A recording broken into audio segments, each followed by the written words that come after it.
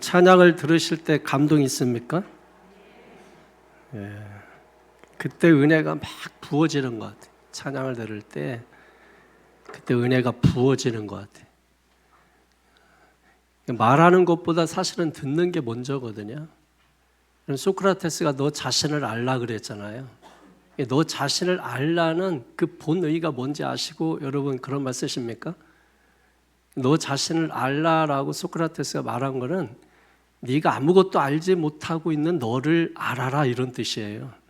아무것도 알지 못하고 아는 척하는 너 자신을 알아라. 그의 제자가 플라톤이잖아요. 이데아, 이상주의자가 된 거죠. 우주의 소리, 자연의 소리 이런 걸 들으려고 한 거죠. 들으니까 위대한 지식이 그를 통해서 쏟아지는 것입니다. 하나님의 말씀을 잘 듣는 여러분 되시기를 주의 이름으로 축원합니다.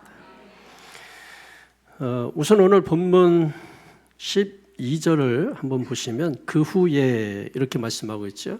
그 후에라고 하는 것은 앞에 어떤 일이 있었던 거죠. 물이 변하여 포도주가 되는 사건이 있었습니다. 그 후에 예수께서 어머니 형제들과 제자들과 함께 가버나움으로 가셨다. 이렇게 말씀하세요. 가버나움으로 가셨다. 어떤 분들은 이제 예수님이 이사를 가셨다. 이렇게 또 말씀하시는데 어쨌든 거기에 얼마 동안 계시다가 13절에 보면 유대인의 유월절이 가까운지라 이렇게 말씀하죠. 그러니까 유월절은 이스라엘 백성들의 출애굽, 구원의 역사 이것을 기념하는 절기거든요. 그러니까 이때가 되면 많은 유대인들이 예루살렘으로 모입니다. 그 예루살렘으로 모이는데 그 당시에 예루살렘의 인구가 얼마나 되냐면 한 10만에서 많으면 15만 명 정도 모여 살 수 있는 그런 공간밖에 되지 않아요. 그런데 6월절 때는 얼마만큼의 사람들이 모이냐면 30만 명에서 50만 명까지 모입니다. 그러면 그 사람들이 빈손으로 오지 않고 제사들을 짐승을 끌고 오잖아요. 25만 마리의 짐승들이 사람과 섞여 있는 거예요. 그러면 예루살렘은 완전히 뭐예요? 시장통이 되고 마는 거죠. 짐승들의 울음소리, 사람들이 여러분 제대로 걸을 수나 있겠어요?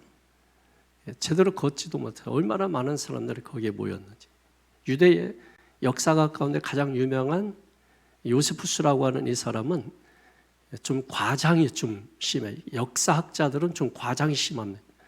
그래서 한 당시에 예루살렘에 한 500만 명이 모였다. 뭐 이렇게 이야기를 해요. 500만 명이 모일 수가 없어요.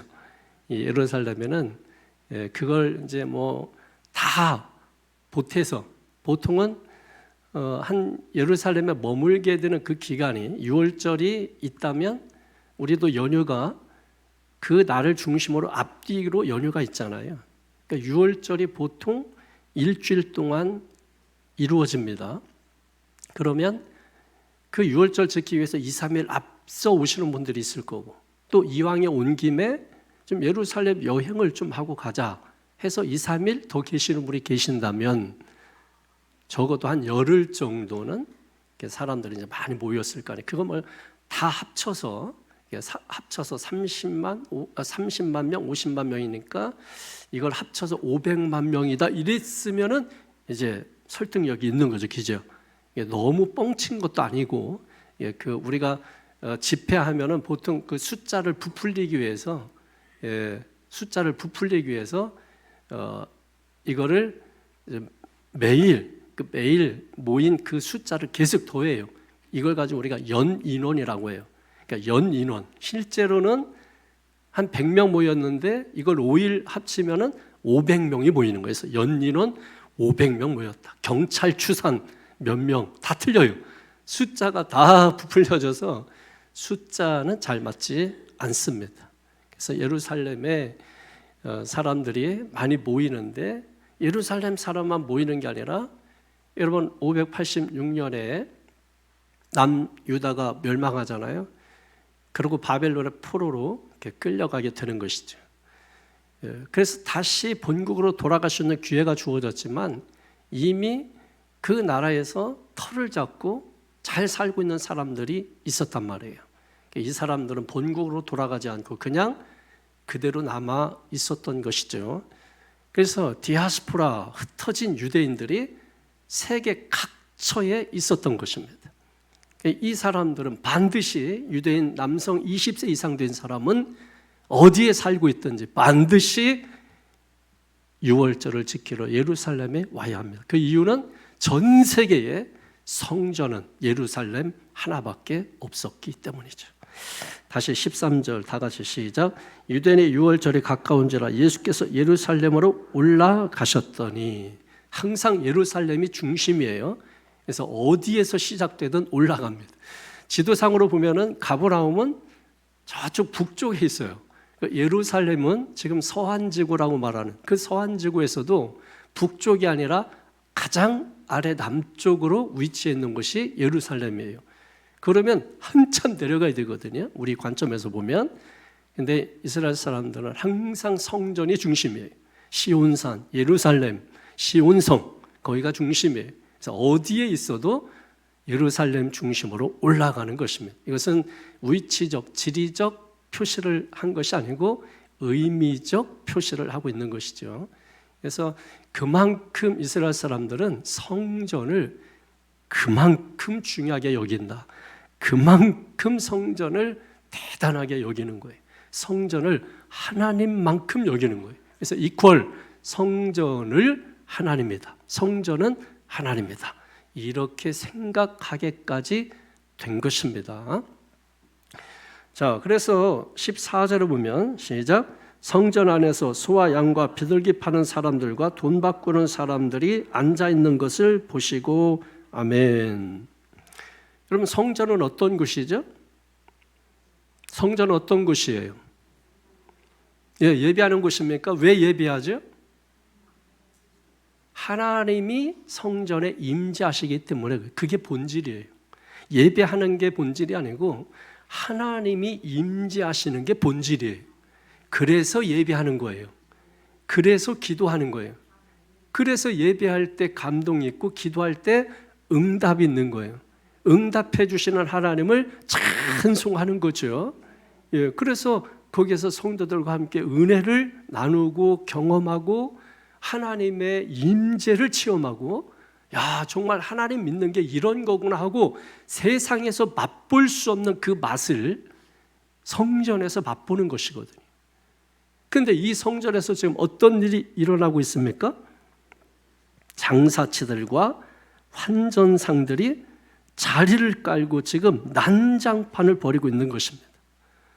여러분, 교회 왔더니 예배 드려야 되는데, 기도해야 되는데, 찬송해야 되는데 막 장사한다고 난장판을 펼쳐놓고, 그리고 돈 바꿔준다고 막 사람들이 시끌벅글하고, 그러면 교회에 왔을 때 얼마나 사람들이 헛헛하겠어요. 얼마나 사람들이 그 마음 가운데 이게 뭐지? 이게 무슨 교회야? 하는 마음을 갖겠어요. 그런데 성전인데, 하나님이 임재하시는 곳인데 거기서 지금 장사판이 벌어지고, 그리고 거기서 지금 환전상들이 활개를 치고 있는 것입니다. 예수님께서 그 모습을 보시고 어떻게 하셨느냐? 15절에 시작. 노끈으로 채찍을 만드사 양이나 소를 다 성전에서 내쫓으시고 돈 바꾸는 사람들의 돈을 쏟으시며 상을 엎으시고 아멘. 여러분, 채찍을 휘두르시고 환전상을 뒤집어 엎으셨다? 예수님이 어떤 분이에요? 가장 온유하시고 가장 온화하신 분 아니에요? 사랑이 많으신 예수님 아니에요? 그런데 그분의 손에 지금 채찍이 들리시고 얼마나 화가 났으면 상들을 다 엎어버리셨을까? 성전에 여러분 한순간에 아수라장이 된 거예요. 사실 여러분, 이거는 우리가 상상할 수 없는 일이거든요. 아무리 예배하러 왔다가 자기 마음에 안 든다고 교회 와가지고 막 의자고 뭐고 다 뒤집어 엎어버리고 강대상도 막 밑으로 다 던져버리고, 여러분 이런 일이 일어났을 때 그걸 바라보는 여러분의 그 마음, 여러분의 심정, 여러분 어떨 것 같아요? 지금 예수님이 거기에 유월절이니까 얼마나 많은 사람들이 그 먼 길에서 타국에서 예배 드리려고 왔는데, 예수님이신데 예수님이 다 뒤집어 엎어버려서 성전을 지금 아수라장으로 만들고 있다는 거예요. 우리는 예수님이니까 하고 불편함이 없죠. 마음에 저항이 생기지 않죠. 그럴 만한 이유가 있겠지 하는 그 마음이 있죠. 그런데 여러분, 다른 사람들도 과연 그랬을까요? 예수님 그때 당시 나이가 새파란 30세 청년입니다. 30세예요. 그 30세 청년, 그것도 나사렛에서 무슨 선한 게 날 수 있겠느냐는 그 동네에서 오신 분이, 직업도 그 당시에 목수였습니다. 아주 미천한 그런 존재예요. 아무것도 아닌, 누가 봐도 별거 아닌 그런 한 청년이 와가지고 지금 이런 일을 벌이고 있는 것입니다. 궁금하잖아요. 그가 무슨 권한으로, 무슨 권리로 이 성전을 이렇게 뒤집어 엎어버린단 말인가? 사람들은 예수님을 바라보면서 그런 궁금증도 생기게 된 거죠. 많은 사람들은 예수님을 바라보면서 행패를 부리고 있다, 이렇게 생각을 한 것입니다. 자, 여러분, 이 행동을 여러분이 한번 유념해서 다시 한번 돌아봐야 할 필요가 있어요. 왜냐하면 예수님께서 이런 행동을 했을 때 이것은 그때 당시 기득권자들은 대제사장, 그리고 산헤드린 공회원들, 오늘날 말하면 우리 국회의원들 같은 사람들이죠. 이런 사람들에게 대해 정면으로 대적한 거예요. 왜냐하면 그 당시에 성전의 가장 큰 책임자는 대제사장이죠. 그 대제사장과 결탁하고 있었던 사람들이 산헤드린 공회원들이었거든요. 중세시대의 로만 캐토릭이 그 당시 권력자들과 손잡고 엄청난 재물을 끌어모았던 것처럼 똑같은 현상이 일어나고 있는 것입니다. 그런데 예수님께서 그 성전을 뒤집어 엎어버려요. 그리고 아수라장으로 만들어버렸습니다. 만약에 예수님께서 그런 행동을 하셨을 때, 그리고 유대인들의 성전은 하나님과 같은 분인데, 하나님과 같은 곳인데, 그 성전을 그렇게 해놨을 때 예수님 스스로가 내가 이런 일을 하면 큰 일을 당할 수밖에 없겠구나, 생명까지 위험할 수 있겠구나 하는 걸 알았을까 몰랐을까요? 당연히 여러분 아셨죠.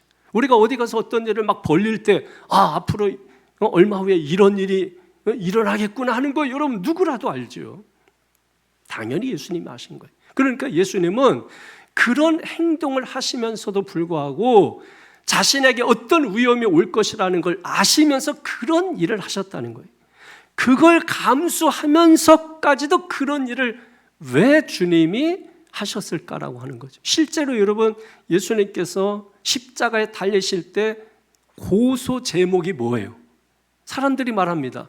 이 사람이 성전을 허물라, 그리고 3일 만에 다시 짓겠다고 성전 모독죄를 범했습니다 라고 하는 직접적인 처형의 고소 사건은 되지 않지만 명목상 그 일로 인해서 십자가의 처형을 당하게 된 것이거든요.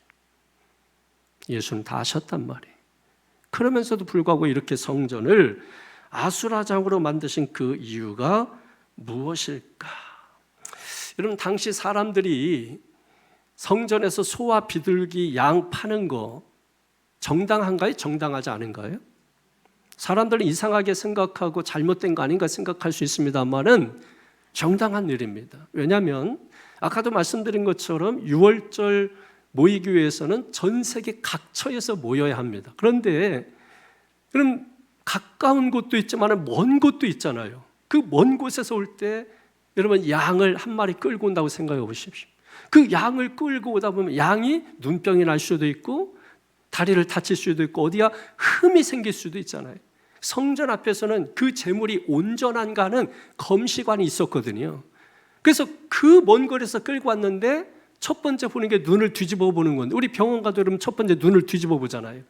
눈을 뒤집어 본단 말이에요. 이게 충혈이 생겼다, 흠이 있어서 안 돼 하면 여러분 그 양을 제물로 삼을 수 없는 것이거든요. 그러니까 오다가 보면 대부분 손상된단 말이에요.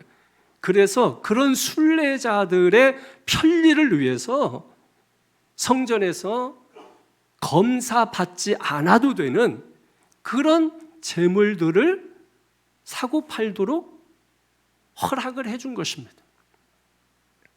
그러니까 그 의도는 너무나 좋은 거예요. 그래서 사람들이 빈수로 와서 그 제물을 사가지고 하나님 앞에 드릴 수가 있는 거예요. 왜 이런 일을 하냐면 당시 아직도 구약의 제사를 드리고 있었거든요. 그 구약의 제사를 드리고 있었기 때문에 구약적 제물을 가지고 하나님 앞에 예배를 드리고 있었던 것입니다. 그 좋은 일이에요. 근데 문제는 무엇이냐? 여러분, 장사를 하다가 보니까 뭐예요? 뭐가 남아요? 이윤이 남게 되죠. 3대 거짓말 있잖아요. 3대 거짓말. 장사하신 분 계셔서 좀 민망하긴 합니다만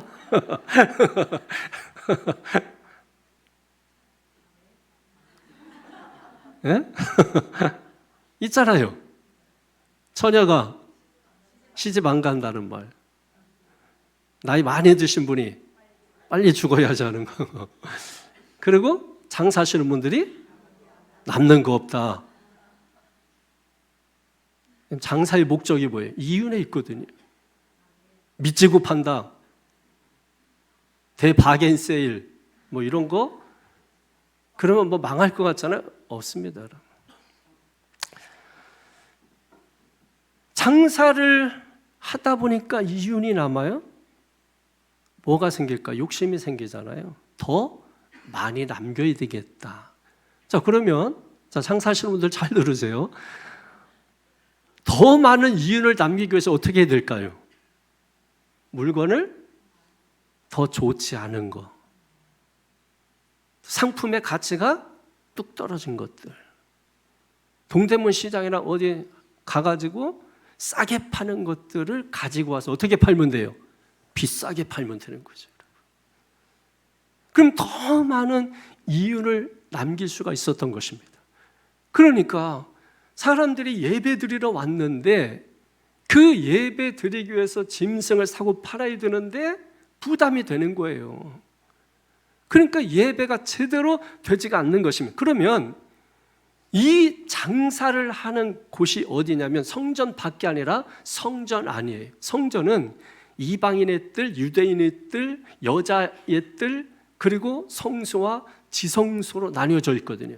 근데 이 장사가 이루어지는 곳이 어디겠어요? 이방인의 뜰입니다. 그러니까 이방인들은 거기에 모이고 안에 들어가지도 못하는데 그래도 이방인들도 같이 예배 드리려고 하는데 장사판이 벌어졌으니 예배도 할 수 없는 것이죠. 그러면 많은 사람들이 서로가 장사하고 싶을 텐데 그 안에 들어가서 장사할 수 있는 사람들 특권이죠. 누구와 결탁이 있을까요? 예, 대제사장들, 친인척들 다 모았을 거 아닙니까? 그래서 그 사람들에게 혜택을 준 거죠. 혜택은 그냥 받나요? 상납을 해야 되지 않겠습니까? 그 위에 누가 있어요? 대제사장이 있는 거죠. 그 대제사장 위에 누가 있을까요? 산헤드린 공의원들이 있는 거죠. 여러 명이 나눠 먹다 보니까 더 많은 이윤을 장사꾼들은 남겨야 하는 것이죠. 그러니까 속이고 잘못된 상품을 가지고 와서 팔게 되는 것입니다.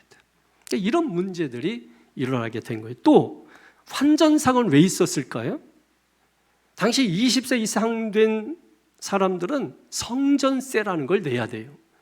그 성전세를 내야 되는데 이 성전세는 조건이 있습니다. 단 유대인의 화폐로 반세겔을 드려야 합니다.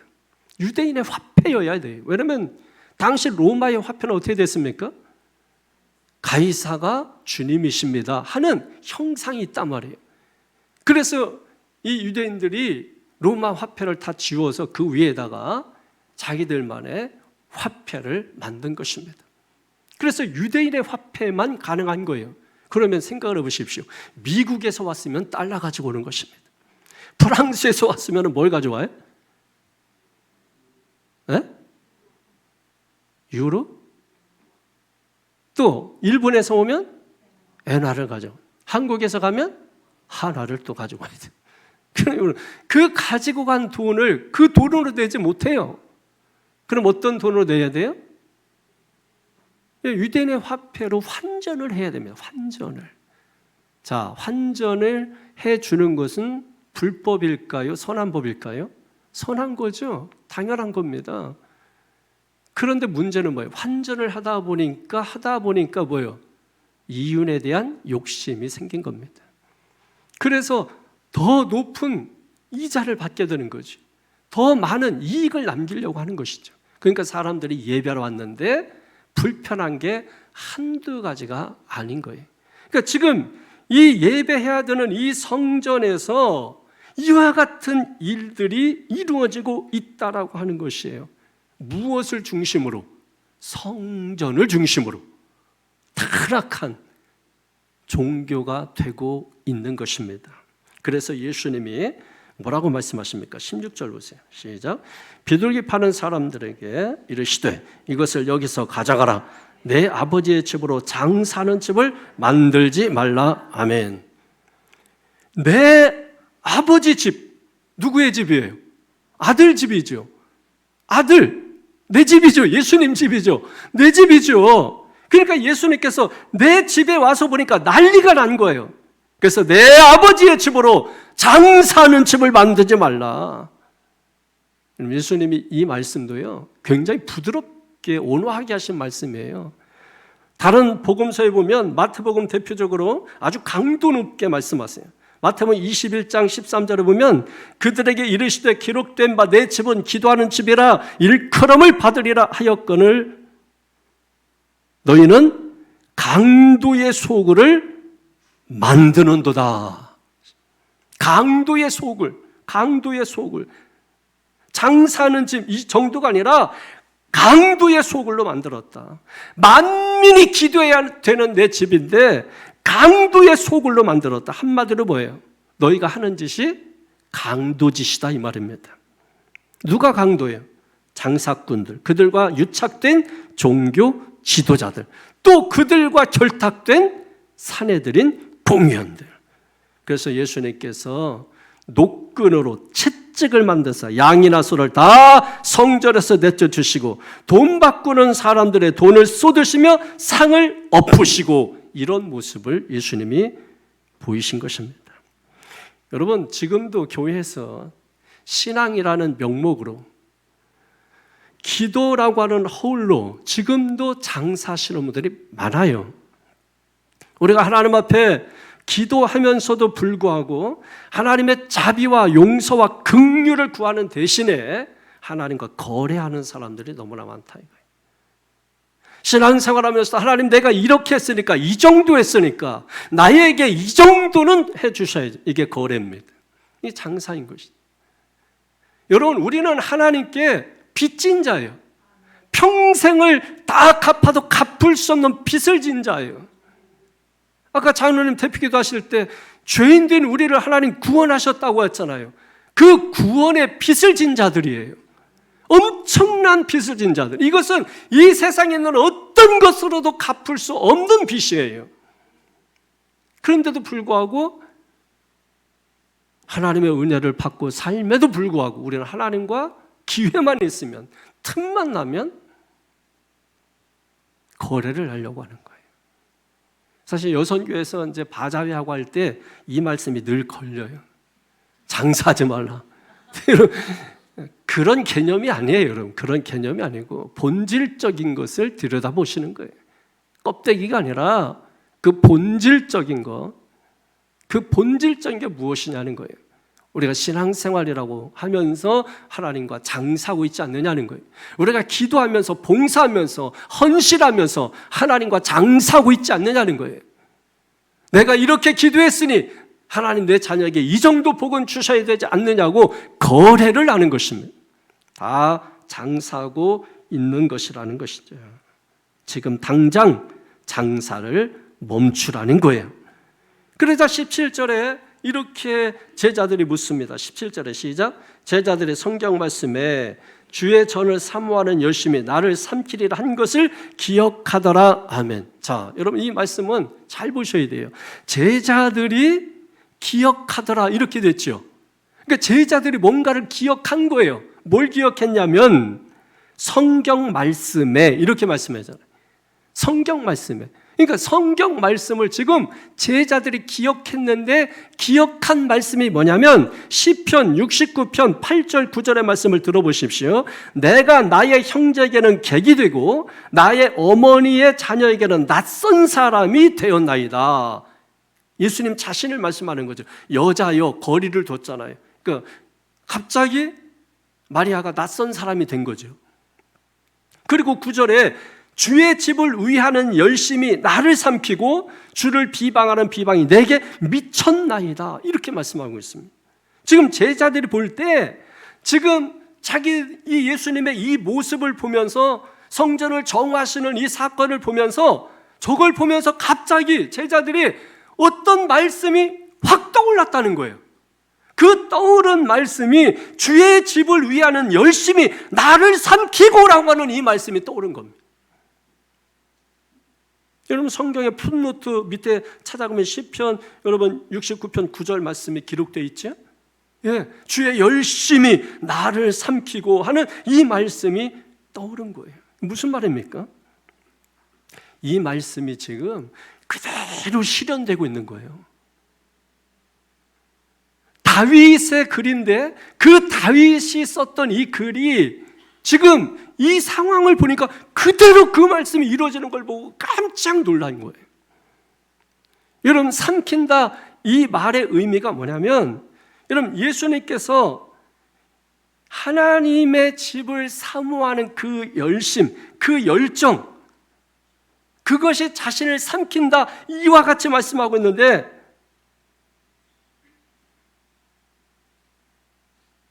그걸 통해서 자기가 위험에 처할 수도 있는 거잖아요. 그런데 그 위험 처할 줄 아는 그것을 넘어섰다 이런 말이에요. 죽을 줄 아는 그것을 넘어섰다 이런 말이에요. 여러분 지금도 주님을 위해서 목숨을 내놓고 헌신하고 일하는 사람들이 있어요. 언제 죽을 줄 모르면서도 불구하고 자기들이 이런 일 하다 붙잡히면 감옥 가고 이런 일 하다 붙잡히면 죽을 수도 있음에도 불구하고 그 일을 하고 있는 사람들, 그 열정이 나를 삼켰다? 그 열정이 뭐예요? 나를 넘어섰다. 어떤 걸? 죽을 줄 아는 그것을 넘어섰다는 거예요. 예수님이 하나님의 집에 대한 그 열심, 열정, 삼켰다 이렇게 표현하고 있는 거예요. 그리고 나서 18절을 보십시오. 시작. 이에 유대인들이 대답하여 예수께 말하기를 네가 이런 일을 행하니 무슨 표적을 우리에게 보이겠느냐. 자 여러분, 유대인들이 갑자기 예수님에게 네가 이런 일을 행하니 무슨 표적을 우리에게 보이겠느냐 그랬거든요. 네가 이런 엄청난 일을 했는데 이런 일을 할 수 있는 근거가 뭐야? 네가 어떤 권한으로 이런 일을 하는 거야? 표적을 한번 보여봐 했을 때 이 표적에, 여러분 성경을 들여다보세요. 표적 앞에 풋노트 1번이 있죠. 그 밑에 쫓아가면 어떻게 되어 있냐면 이적 이렇게 되어 있어요. 우리가 지금까지 들은 바로는 요한복음에서 기적을, 이적을 표적이라고 한다고 했죠. 그런데 이 말씀에 풋노트를 달아놓고 표적을 기적, 이적이라고. 그러니까 그때 당시 유대인들은 예수님에게 여전히 뭘 기대하고 있냐면 표적이 아니라 뭐예요? 기적, 이적을 보여달라고 하는 거죠. 그런데 놀랍게 19절에 보면 이렇게 말씀하고 있죠. 20절까지 같이 읽어보세요. 시작. 예수께서 대답하여 이르시되 너희가 이 성전을 헐라 내가 사흘 동안에 일으키리라. 유대인들이 이르되 이 성전은 46년 동안의 지었건을 네가 3일 동안에 일으키겠느냐 하더라. 아멘. 무슨 말이냐면 이런 거예요. 유대인들이 예수님에게 이적으로 물었는데 예수님은 표적으로 답하더라. 이런 말이에요. 어떤 표적? 이 성전을 헐라 내가 사흘 동안에 일으키리라 라고 하는 거예요. 이게 엄청난 말인 거예요. 여러분 유대인들은 성전이 어떤 게 있습니까? 솔로몬의 성전이 있죠. 그리고 스룹바벨 성전이 제2성전이죠. 그리고 헤롯 성전이 제3성전입니다. 헤롯 성전은 특별히 46년 동안 걸쳐서 어마무시하게 지은 성전입니다. 그런데 그 성전을 이스라엘 사람들은, 유대 사람들은 그들 신앙의 전부라고 생각하고 있었거든요. 이 성전은 그냥 유대인이에요, 유대인. 그 성전 중심의 삶, 유대인의 유대인. 그리고 심지어 그 성전을 절대시해가지고 이 성전이 곧 하나님이다, 이렇게까지 생각을 하고 있었거든요. 다른 성경에 보면 이 같은 말씀이 얼마나 큰 자부심을 가지고 예수님에게 제자들이 이 성전을 소개하는지 여러분 잘 아시죠? 예수님, 이 성전의 돌들을 보십시오, 이렇게 말합니다. 이 성전의 돌들을 보십시오. 어마무시하게 돌로 지어진 그 성전. 그때 예수님이 하신 말씀이 뭐예요? 너희가 이 돌들을 보느냐? 너희가 보고 있는 이 성전 내가 무너뜨리리라. 그리고 내가 다시 3일 만에 일으키리라. 주님이 말씀하신 것입니다. 여러분, 이게 헌다라고 하는 것이 뭐냐면 파괴한다, 끝장낸다, 파멸시킨다. 너희가 제사 드리고 있는 그것을 내가 다 부숴버리리라, 이런 말이거든요. 이게 무슨 말이에요? 감히 이런 말을 누가 그런 상황에서, 그런 시대에 제정신 가지고 말할 수 있는 사람이 누가 있겠어요? 지금도 우리가 껍데기 가지고 자랑하는 분들이 너무 많아요. 내가 대형 교회 다닌다, 내가 큰 교회 다닌다. 그걸 자랑거리로 삼으시는 분들이 많아요. 그래서 우리 교회에서는 막 이런 일도 한다, 저런 일도 한다, 이런 프로그램이 있다, 목사님들이 뭐 몇 분이다, 교인들이 몇 명이다, 헌금이 얼마만큼 모인다. 그래서 심지어는 제1성전, 제2성전, 여러분 이거는 이 성전의 개념이 전혀 뭔지 모르는 말이에요. 건물은 성전이 아니에요. 성경에 한 번도 그렇게 말씀한 것이 없잖아요. 우리가 이 교회를 성전이라고 말하는 것 자체가 사실은 정확히 말하면 틀린 말입니다. 성전 건축도 사실은 틀린 말이에요. 근데 우리가 이 말이 너무나 공론화됐기 때문에 그냥 우리가 편하게 사용해서 그러지, 정확하게 따지고 묻는다면 잘못된 말인 것이죠. 바울이 가르쳐주잖아요. 고린도서 3장 16절에 너희가 하나님의 성전인 것을 모르네. 왜? 그 이유를 앞에 설명하잖아요. 우리 마음 가운데, 우리의 삶 중간에 누가 있어요? 하나님이 계시지 않느냐. 너희 안에 하나님이 계시지 않느냐.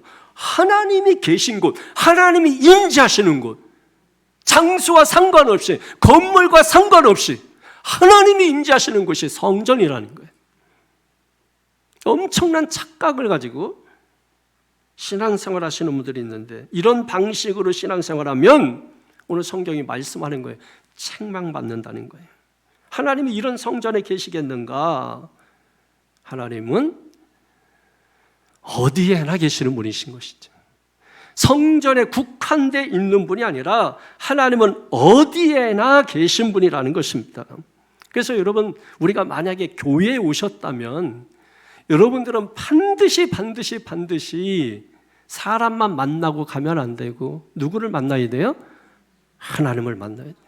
예수님을 만나고 가야 되는 것입니다. 교회를 재미로 오는 사람은 절대로 교회에서 재미할 수가 없지요. 어떻게, 뭘 통해서 교회가 재밌어요? 뭐가 재밌어요, 교회에서? 지금 여러분 와서 여러분 앉아서 말씀 듣고 있는, 한마디도 못하고 그냥 듣기만 하고 있는 여러분이 뭐가 재밌어요? 예? 이게 뭐가 재밌어요? 예? 이게 이제 재밌다 하는 것은 이제 도가 터야 되는 거죠. 세상이 더 재밌는 것으로 말하면 훨씬 더 재밌는. 그러니까 아이들은 뭐예요? 예배 빨리 끝나고 다 PC방 가는 거예요. 왜? 거기가 더 재밌으니까. 교회가 정말 재밌으면 예배 마치고 누가 빨리 가겠어요? PC방 가보세요. 밥 먹으라고도 안 먹는다 그래요. 빨리 집에 겨들어오라 그래도 안 들어와요. 그 욕을 먹고, 모든 욕을 먹으면서도 불구하고 12시 넘기고 1시 넘기고 친구들하고 그냥 밥 같은 밥도 아니고 라면 그냥 끓여 먹으면서 그곳에서 있는, 왜? 거기가 재밌으니까. 그러면 여러분, 교회도 뭔가 재밌는 게 있어야 사람들이 올 거 아니에요. 세상에서 맛볼 수 없는 뭡니까? 교회 와서 예수님 만나는 거죠. 예수님을 진정으로 만나면 그게 재미가 없다니까요. 저는 막 밖에서 막 봉차고 뭐 이렇게 뭐 하고 이런 게 재미가 별로 없어요. 저는 이번에 목회자 이 체육대 경견의 체육대에서 다 이렇게 오산에 모였었는데 저도 뭐 배구 선수라고 넣었더라고. 막 제가 웃었어요. 웃는 배구 해본 적도 없는데 무슨 배구 선수. 숫자 모자라서 서 있으라고 하면 그냥 서 있긴 하겠다. 그리고 이제 연습하는 시간에 한 번도 안 나갔어요. 그리고 이제 당일날 배구 끝난 다음에 갔어요. 갔더니 끝났더라고. 그리고 조금 있으니까 점심 먹는 시간이라 점심 먹고 행군 추첨했는데 하나도 못 맞고 그래서 그냥 왔어요. 어떤 분은 막 혼자서 2게임, 3게임, 막 5게임 뛰고 집에 갈 때 막 절면서 가고 이러면서 가는데 뭐 막 이야. 저는 근데 그런 게 재미가 없어요. 여러분 예수의 맛을 아는 사람은요 예수밖에 재밌는 게 별로 없어요. 이해하십니까? 그래서 여러분 성경 보는 게 재밌는 거예요. 말씀 전하는 게 재밌는 거예요. 여러분 목사님들이 막 말씀 전하는 게 부담이 된다는 거예요. 저는 말씀 전하는 것만큼 저에게 축복의 시간이 없어요. 아니, 부담이 왜 부담돼요? 정일하는 게 말씀 준비하는 건데. 그럼 왜 부담될까? 준비 못했기 때문에 부담되는 거예요. 그럼 그 시간에 뭐 했냐는 거예요. 다른 거 한 거 아닙니까? 사랑하는 성도 여러분, 세상에서 아무리 맛을 보고 싶어도 맛을 볼 수 없는 그 맛, 꼭 그 집에만 가야 맛볼 수 있는 그 맛, 그래서 그 집을 가는 거잖아요. 멀어도. 예전에 말씀드렸잖아요. 아니 닭죽 먹으러 어느 목사님이 사준다고 그래. 얘기를 안 해. 그 새벽 예배 마치고서 나오라는 거야. 그래서 그때 우리 아이들 3명 다 어린애들 2살 몇 살이야? 4살 터거리씩이니까 이렇게 막 다 누워 있는데 그 자는 걸 놔두고 큰 선배 목사님이 나오라고 하니까 집사람하고 애들 그냥 놓고서 그냥 갔어요. 뭐 그렇게 멀리 가리라고 생각을 누가 했나? 뭐 근처 가는 줄 알았지. 6시간을 가대. 6시간. 가더니 간 그 집이 또 그날 쉬는 날이야. 목사인데도 속으로 욕이 나오더라고. 그 옆집을 이제 막 급히 이제 목사님이 당황해가지고 막 두들겨가지고 좀 해달라고 하면서 됐다는 거야. 뭐 나오나 했더니 진짜 닭죽, 닭 한 마리도 아니고 닭죽에 닭고기 몇 개 들어가 있는데 그거 나오는 거예요. 같이 간 목사님들이 그동안에 하지 못한 역을 다 그분은 그게 그렇게 맛있었다는 거야. 그래가지고 6시간 가가지고 새벽에 그런 막 온갖 핍박과 박해를 받으면서 오다가 결국 평창 들려가지고 그렇게 민물 회 있잖아요. 그 송어 그거 결국 먹고 좀 마음이 풀어졌어요.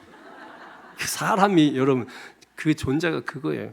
여러분 뒤에 보십시오. 여러분 25절에 보면 예수는 그의 몸을 그들에게 의탁하지 아니하셨다. 이게 무슨 말이냐면 사람은 믿지 않았다는 거예요. 배신하는 존재, 믿지 못할 존재. 뭐 맛있다 그래서 거기까지 쫓아간 믿지 못할 존재라는 거죠. 그 이후로 그 목사님 목회 그만두셨어요. 중간에. 그리고 저쪽 저 시골에 그 이제 교도소 옆에 가서 과수원하고 있습니다. 제가 한번 욕하면 목회 못합니다. 그래서 심각한 거죠. 여러분, 지금 주님이 우리에게 묻고 있는 거예요.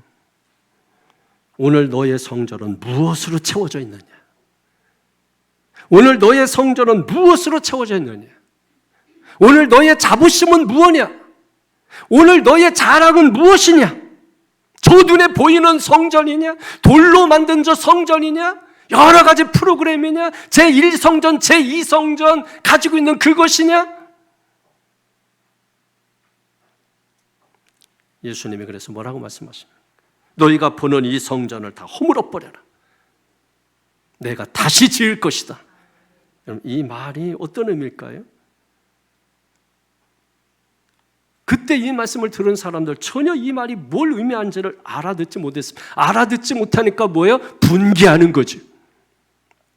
그래서 예수님이 직접 여기에 대해서 해석해 줍니다. 21절에 시작.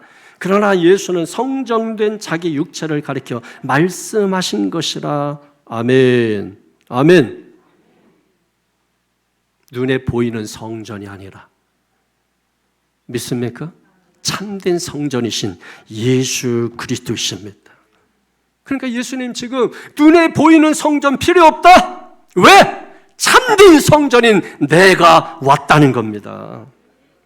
그러니까 이 성전에 대한 예수님과 유대인의 보는 관점이 다른 거죠. 그러니까 유대인들은 성전에 대한 잘못된 성전관을 가지고 있었던 거예요.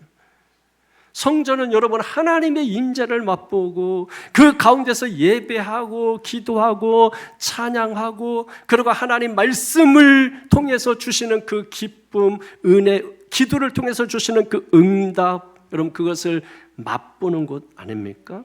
그래서 우리가 죄 용서를 받고 새로운 삶과 방향을 우리에게 주시는 곳이에요. 그러니까 교회에 와서 여러분 하나님의 은혜를 맛보고 말씀이 선물로 내 안에 주어지게 되면 생각을 고쳐먹는다고. 그리고 거기에서 새로운 삶의 방향을 결정한다고요. 아, 지금까지 내가 잘못 살았구나. 내가 살아온 것은 욕심이었구나. 욕심을 따라온 것이었구나. 진정한 내가 아니었구나. 고민이 있어야 돼, 고민이. 하나님의 말씀을 듣고 진리를 듣고 내 인생과 내 삶에 대한 고민이 생겨야 되는 거잖아요. 그래서 삶의 새로운 방향을 우리에게 주는 자리가 교회 성전입니다. 그런데 유대인들의 이 성전이 곧 하나님이라고 그래서 생각하기 시작한 것입니다. 성전 절대주의죠. 성전 우상화가 된 것입니다. 그러면 진짜 성전이 뭘까요? 여러분 솔로몬 성전은 누가 지었습니까?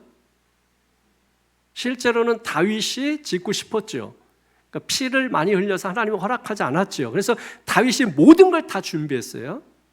그 아들 솔로몬이 그 성전을 지었습니다. 몇 년 동안 지었죠? 7년 6개월 정도 지었습니다.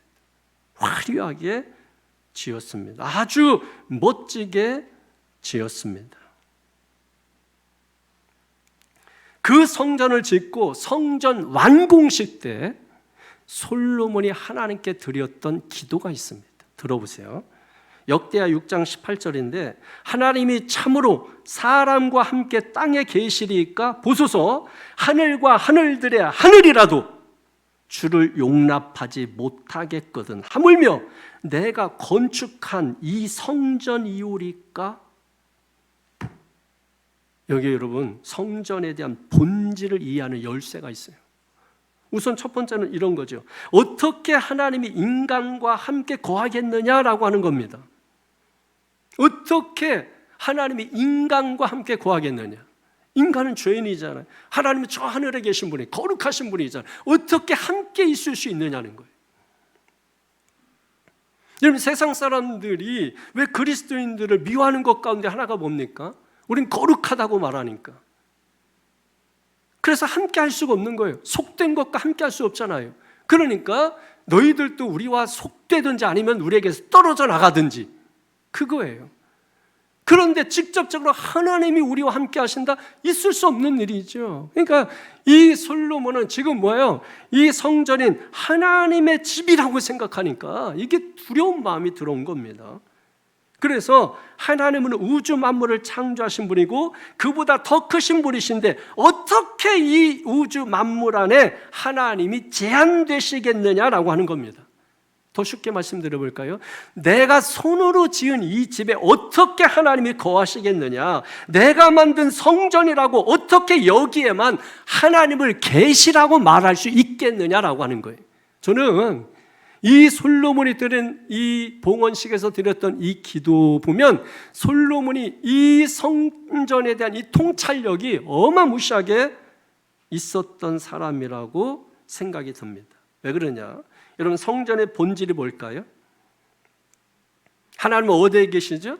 성전 안에만 계신 분이 아니라 지금 솔로몬의 이 기도 가운데 나타나는 거잖아요. 하나님은 내 손으로 지은 이 성전에 어떻게 거하셔 달라고 할 수 있겠느냐? 하나님은 어디에도 제한받지 않으시는 분이다라고 하는 뉘앙스가 이 속에 있는 거죠. 그러니까 하나님은 뭐예요? 성전 안에만 계신 분이 아니라 어디에나 하나님 계신 분이라고 하는 거죠. 중요한 것은 성전은 그렇기 때문에 장소가 아니라 뭐예요? 하나님의 임재하심이에요. 하나님의 임재하심. 그게 성전의 본질입니다. 본질. 하나님이 임재하실 때 비로소 죄인을 만나주시는 것이. 그러니까 여러분, 저 시골에 뭔 힘이 있겠어요. 그러나 초가집 같은 성전이 있는데 그 가운데 하나님이 임재하시면 거기에서 하나님 죄인을 만나주시는 거예요. 저 도시 한복판에 화려하게 그 돌들을 보라 할 만큼 돌로 지은 성전, 여러분 가면 어때요? 서울 가서 이 성전 보면 뭐부터 보여요? 성전부터 보인다고요. 건물부터 눈에 확 들어온다고. 와 하면서 우리 교회는 하면서 이렇게 좀 쭈그라들고 뭐 이런 거예요. 응? 근데 여러분, 저는 건물 그런 거 그까짓 거 살짝 부럽다가 안 부러워요. 왜? 그 건물 안에 있는 여러분들을 생각하면 부럽지가 않아요. 여러분같이 잘나고 여러분같이 영적이고 여러분같이 신실하고 여러분같이 오직 하나님 중심으로 살아가는 사람이 이 땅에 어디 있겠어요? 이거 생각하면 전혀 부럽지가 않은 거예요. 오히려 어떻습니까? 어깨에 힘이 들어가는 거예요. 우리 교회 성도들의 신앙의 수준을 보라는 거예요. 기도 소리를 한번 들어보라는 거지.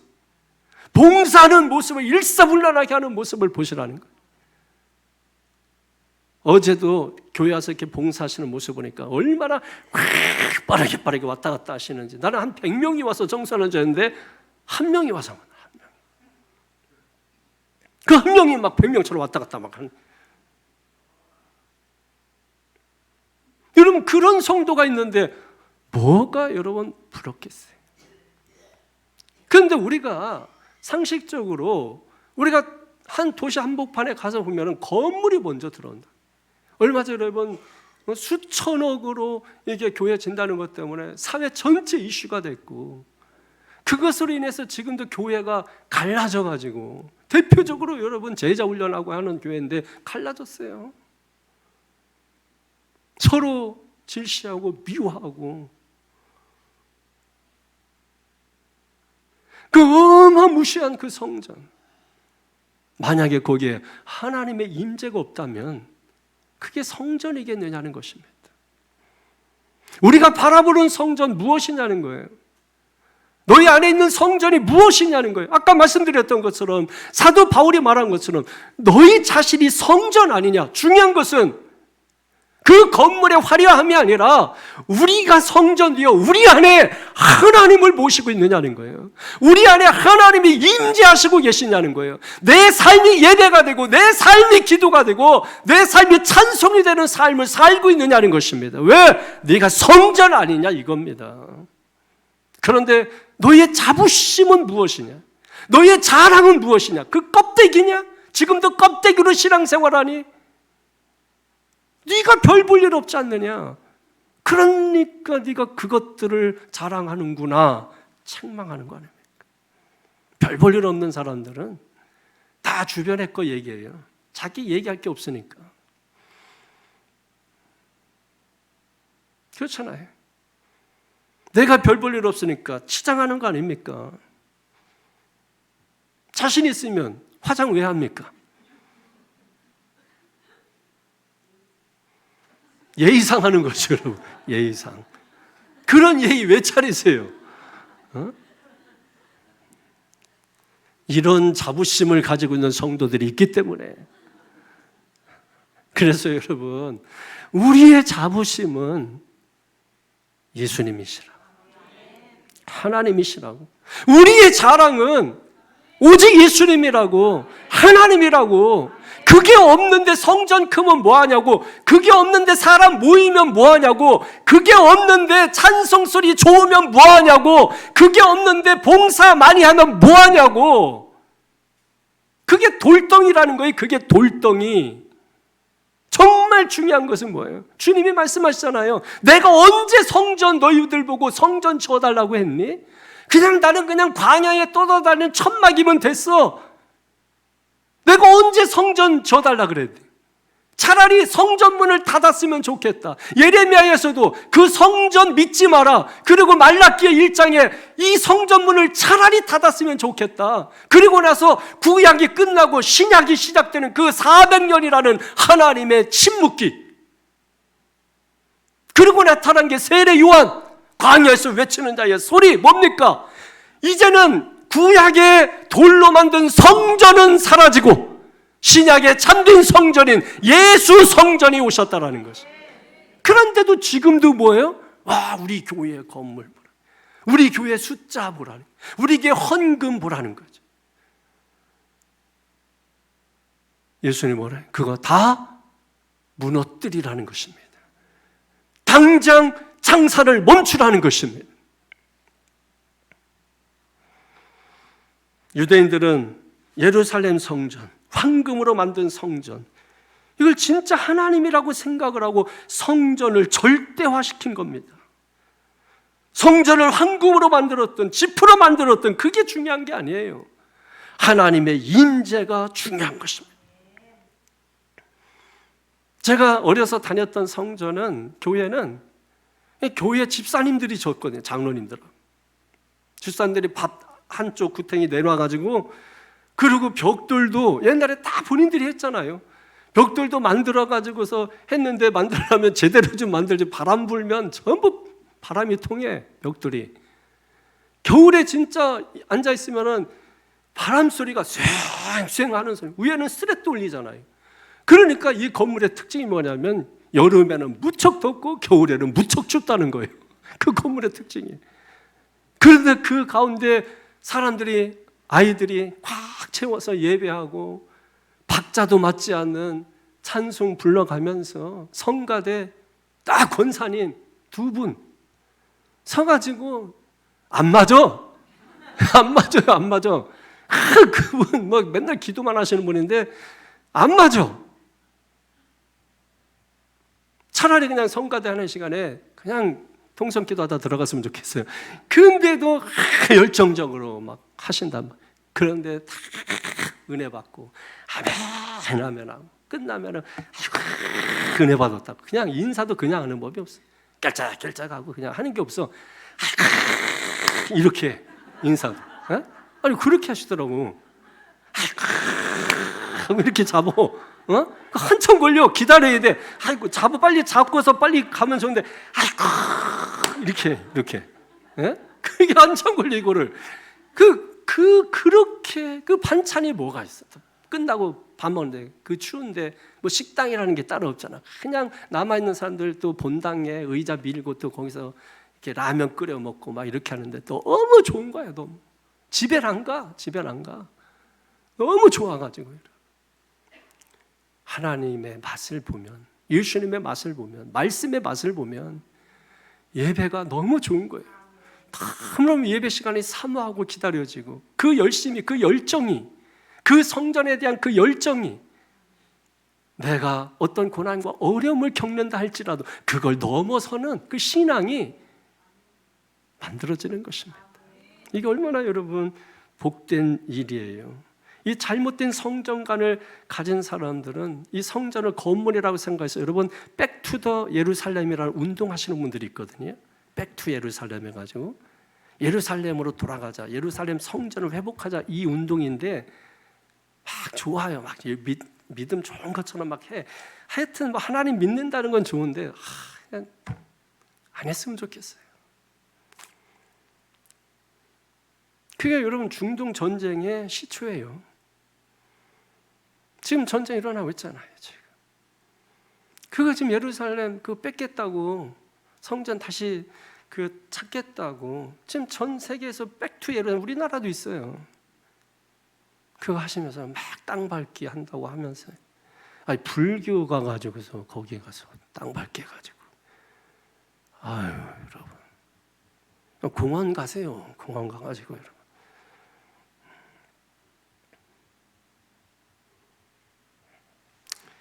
성전에 대한 잘못된 성전관을 가지면 세상의 조롱거리가 됩니다. 세상 절대로 변화무시켜요. 그래서 이 성전에 대한 올바른 참된 성전관을 갖는 게 중요한 거예요. 말씀드립니다. 성전의 본질은 하나님의 임재입니다. 믿습니까? 하나님의 임재예요. 성전의 본질이에요. 말씀을 결론 짓겠습니다. 여러분 23절에서 25절 쭉 한번 읽어보세요. 시작.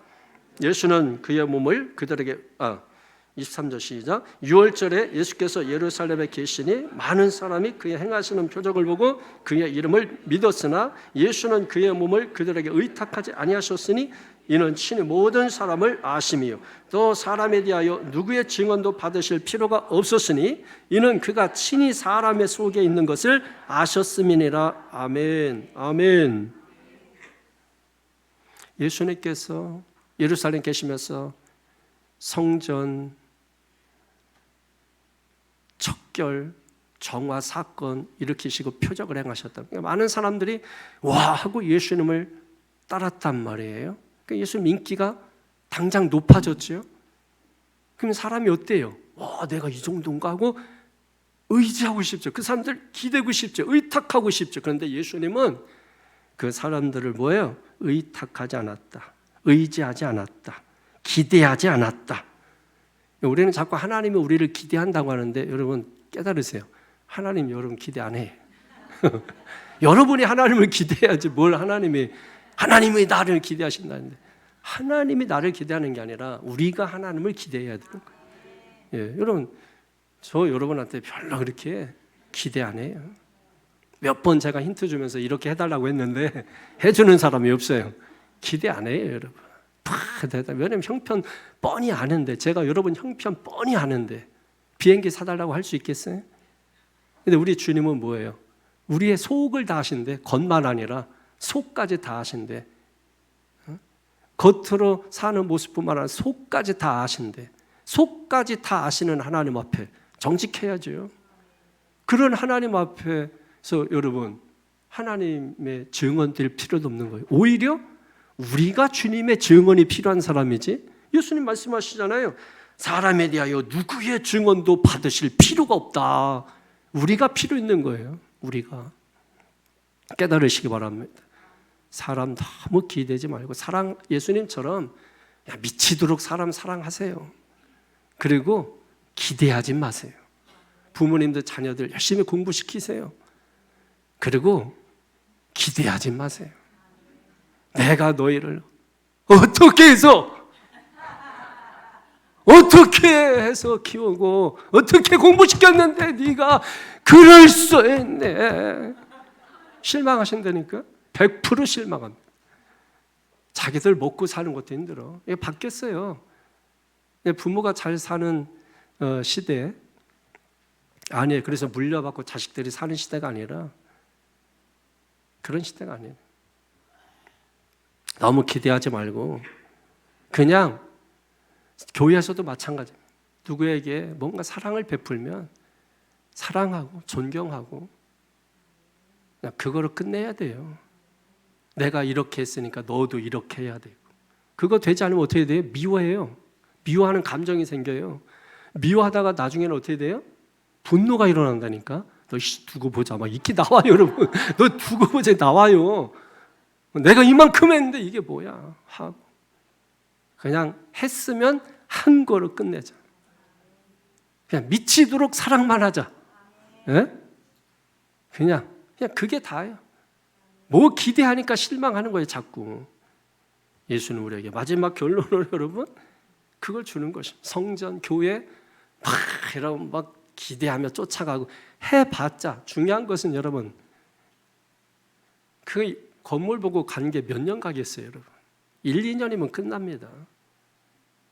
현찮아서 갔는데 겉은 막 다 낡아 썩어지고 하는데 그 집을 30년 넘게 먹으러 가시면서 뭐 먹으러 가나 보니까 칼국수야. 30년 단골이래. 겉은 다 쓰러져가지고 그것도 길 옆에 있어서 먼지가 풀풀 나고 막 30년 단골이래. 갔었어, 저도. 맛있더라고. 양도 많이 주고 계란도 주고. 그냥 무조건 먹었지, 막 계란도 막. 나중에 나갈 때 돈 내래, 계란 먹은 거. 중요한 게 뭐예요? 본질이 뭐예요? 본질이. 그거 볼 수 있기를 바랍니다. 성전된 너희 안에 무엇이 있느냐 점검하라는 거예요. 돌아보라는 거예요. 예수님, 하나님 믿습니까? 그분이 여러분에게 복을 주실 거예요. 그분이 여러분의 소원에 응답해 주실 거예요. 그분이 여러분의 소원을 만족하게 해 주실 거예요. 그분이 여러분을 형통하게 해 주실 거예요. 그분이 여러분의 자녀들의 앞길을 열어주실 거예요. 그분이 여러분의 사업장을 붙들어 주실 거예요. 여러분의 인생 앞길 함께 하실 거예요. 임마누엘 동행하실 거예요. 그보다 큰 축복은 없습니다. 이 은혜가 있기를 예수님의 이름으로 축원합니다. 기도하겠습니다. 거룩하신 아버지 하나님, 다시 한번 성전의 본질을 우리가 올바로 이해하고 잘못된 성전관이 아니라 참된 성전관, 참된 성전은 돌로 만든 성전이 아니라 우리 주 예수 그리스도가 참된 성전으로 이 땅에 오신 것입니다. 그분을 우리 마음 가운데 모신 우리가 성전이라고 성경은 말씀하고 있습니다.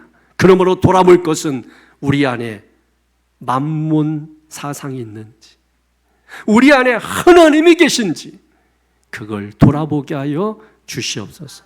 그렇지 않다면 당장 무너뜨리게 하시고 예수 그리스도의 십자가로 말미암아 죽은 지 3일 만에 부활하신 부활의 능력으로 다시 일으키는 역사가 있게 하여 주옵소서.